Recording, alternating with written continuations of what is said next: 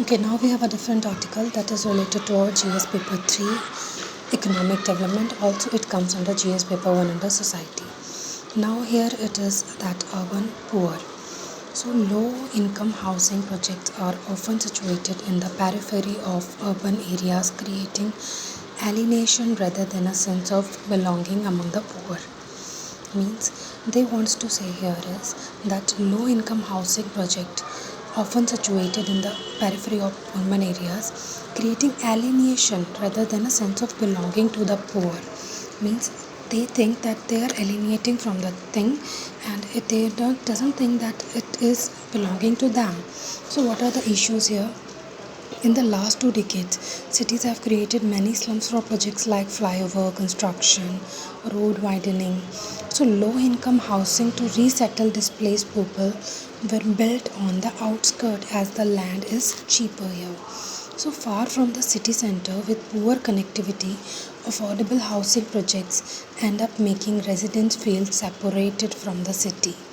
So, due to safety issue and limited scope of leisure activities and recreation in these settlements, residents don't get to engage with each other to create a sense of community and belonging here. So, poor connectivity leads to a longer and tougher commute to the city. So people have to make multiple connections and use multiple modes to transport to get to their work. Such difficulty limit economic opportunity. Women also fear moving around to their own because that could be a far and they have to take multiple uh, communication connection level to get into the desired destination.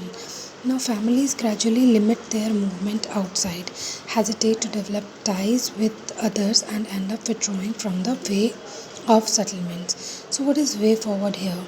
Way forward is these resettlements will repeat the failures of housing projects in the West and create poors on the edge of the city. So, to prevent such issues, the focus of urban policies should be creating new housing for neighborhoods that are integrated with the rest of the city.